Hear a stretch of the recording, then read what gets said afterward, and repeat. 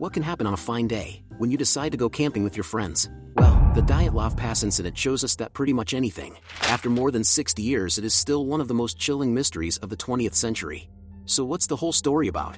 In January 1959, a group of 9 experienced hikers went on a challenging expedition through the snow Ural Mountains in the Soviet Union. It was led by Igor Dyatlov, a sporty, skilled, and passionate hiker of 23 years old. The group aimed to reach Ortorten, a mountain in the northern Urals. However, what happened during this trip would become the stuff of legends and speculation for many years.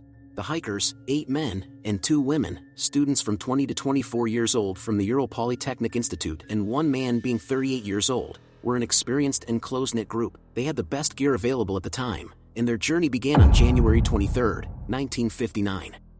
The expedition progressed smoothly, with the group documenting their progress through diaries and cameras. On January 28, one member, Yuri Yudin, who had several health issues, turned back due to knee pain that made him unable to continue the hike. The rest 9 hikers continued the trek. As they reached the slopes of the Ural Mountains, the team faced challenging weather conditions, including low temperatures and heavy snowfall. It was on the night of February 1st that the expedition took a tragic turn. As the group prepared to cross the pass, they moved from their planned route and set up camp on the eastern slope of a mountain, whose name translates to Dead Mountain in the local Mansi language. What happened next is still a mystery. They had no mobile phones back then, so only when the hikers failed to return as scheduled, a search and rescue operation was initiated. On February 26th, the search party discovered the group's tent on the slopes of the mountain.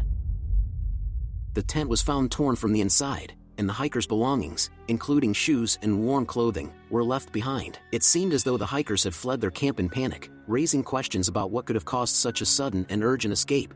Then the first 5 bodies were discovered, located quite far from the campsite.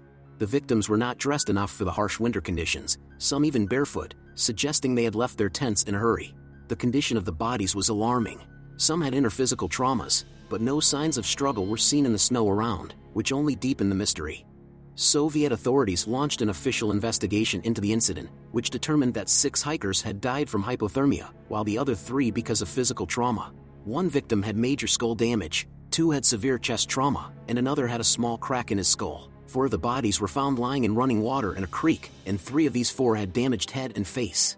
2 of the bodies had missing eyes, 1 had a missing tongue, and 1 had missing eyebrows.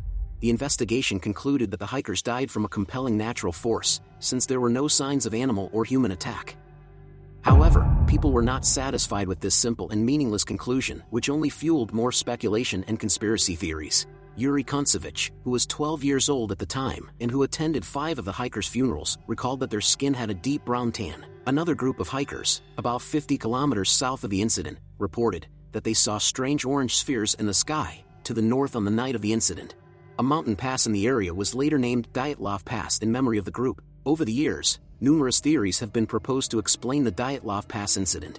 Some suggest natural causes, such as animal attacks, hypothermia, an avalanche, sudden release of gas, or katabatic winds, while others entertain more sensational ideas, including infrasound-induced panic, supernatural involvement, secret military experiments, or a Yeti attack, or some combination of these factors. Despite extensive investigations, none of these theories have been conclusively proven. Russia opened a new investigation into the incident in 2019, and its conclusions were that an avalanche had led to the deaths. Survivors of the avalanche had been forced to suddenly leave their camp, in low visibility conditions and without proper clothing, and had died of hypothermia. This conclusion may seem pretty realistic, but still doesn't answer all the questions, since the location of the incident did not have any obvious signs of an avalanche having taken place. Yuri Yudin, who was out of the group due to an illness, was the first to identify the personal belongings and bodies of the victims. He died in 2013, and according to his last will, he was buried next to other members of the Dyatlov group.